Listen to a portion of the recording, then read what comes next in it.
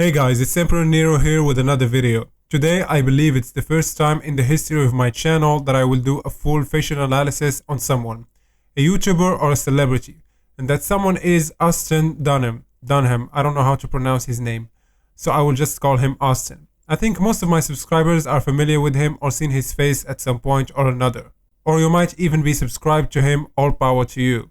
Anyways, I just want to put this out there. I did not come out with this concept of rating facial attractiveness of celebrities and YouTubers.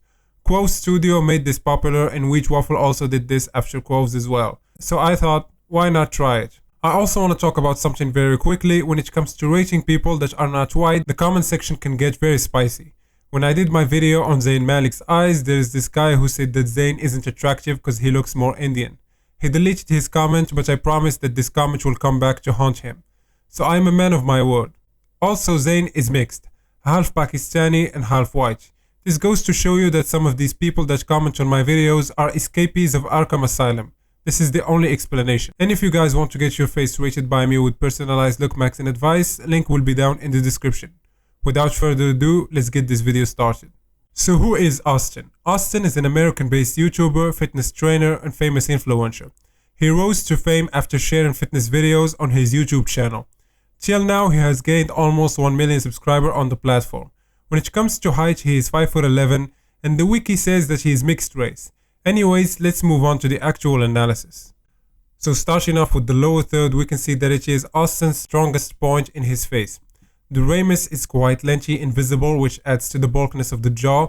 The ramus is that piece of bone between the ear and the body of the mandible. We can see that his gonion is lower set, which makes his ramus lengthy and adds to the jaw body. If I were to shorten his ramus or make the gonion higher set, you can see the difference this can make, so he scores high in regards to this feature. Next, we will be looking at his gonial angle. I couldn't find any pictures of the side profile that will allow me to accurately calculate his gonial angle, because if you take a side profile picture at an angle, it will result in the gonial looking steeper than it actually is. When it comes to his gonial angle, I can say it's in between 110 degrees and 118 degrees. Which is great. A gonial angle that it is too steep around 130 degrees and above might result in the jaw looking flat, narrow, and not forwardly grown. The body of the mandible is straight and forwardly grown. This feature is attractive and desirable on both genders. A curved mandible will take away from the sharpness and angularity of the jaw. I did notice a flaw in the lower third of Austin's face which I didn't notice before. His chin is not projected enough. So yeah, his chin is slightly recessed. It doesn't match up with his nasion or glabella, which is a surprise because his jaw is very well developed. Moving forward to the bigonial width or the jaw width, we can see that this is what makes his jaw special.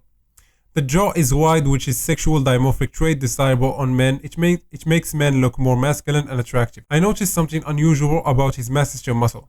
They are overdeveloped to the point that they look a bit overdone. I did some research and I found out that Austin does or used to do a lot of jaw exercises. His jaw was genetically predetermined to be wide, but he still took it a bit overboard. This does not hurt his attractiveness. I think it works in his favor. When it comes to his chin to philtrum ratio, we can see that it is 1 to 2, in this picture at least. This ratio works pretty well for his face. I believe for men, ratio should be at least 1 to 2 and max 1 to 3. I did some edits to show you the role that these features play. And the last 2 points I want to talk about when it comes to his lower third is how symmetrical his jaw is. The left and right side are almost identical, and you can see the clear separation between the chin and the sides of the jaw, which gives him that sculpted look. For some people, you can't see the separation between the chin and the thirds of the jaw. It's just one rounded outline. The final point is the tight hyoid skin. The skin in the hyoid area is the skin under the mandible body. Of course it's going to be tight. Austin is around 10 to 12% body fat. This is why a big beard does not suit Austin's face. He looks the best with a light stubble or clean shaven. A fuller beard hides his strongest feature in his face, his jaw. Moving on to the mid-face, first things first, we measure the ratio and we see if it's around 1 to 1. We do that by taking the measurement of the interpupillary distance, which means the distance between each pupil, and divided by the distance between the pupil and the top of the upper lip, usually at the cupid bow. And Austin's face in this picture measures to around 1 to 1, which is the perfect ratio for a man to have. If the ratio, for example, is around 1 to 2, this means your face is long, which is unattractive.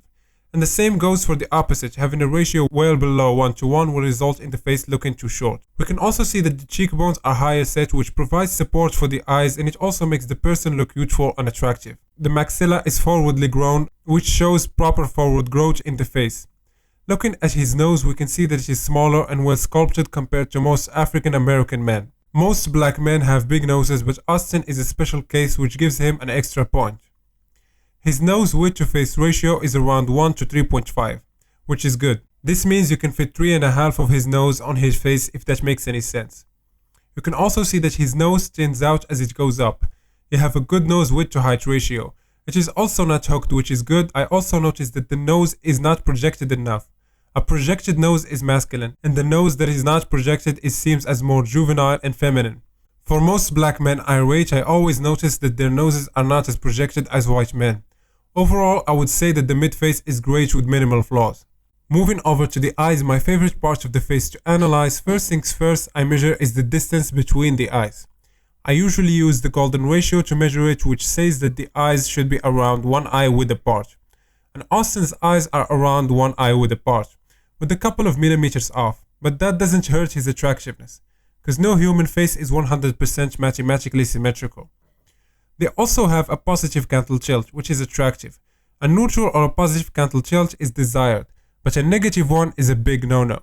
I also noticed that the medial canthus is pointed downwards.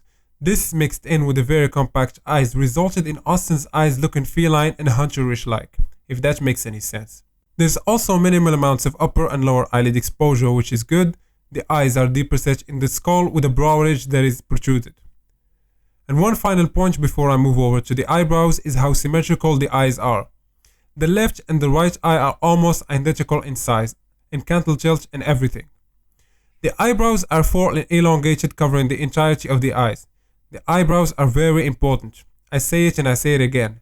If the eyes are the windows, then the eyebrows are the curtains. They also sit pretty close to the eyes, which gives off that focus and piercing look. The lips are full, which is attractive. I don't think Austin's lips would work on a white guy. It will throw off the proportions of his face. Majority of black men have fuller lips, and for most cases it does not hurt their attractiveness, unless they are too big. This is why sometimes you can't rate everything with the white people's standards. The ears and the skull are very well shaped, and the hairline is squarish, which is masculine and attractive. So the flaws so far in the face are the recessed chin and the somewhat snobby nose from the side profile. So I believe Austin scores in the H+ range, which puts him in the Chad category, as everyone likes to call it. I didn't give him a precise score to not start a war down in the comment section. Let's not forget that he's also very well built with an aesthetic lean physique. This mixed in with the face is why I put a plus in front of that H. If you guys want me to do more videos like this, then let me know down in the comment section with your suggestions. Other than that, if you enjoy my videos, a like and subscribe will be highly appreciated. Like usual, see you guys in the next one.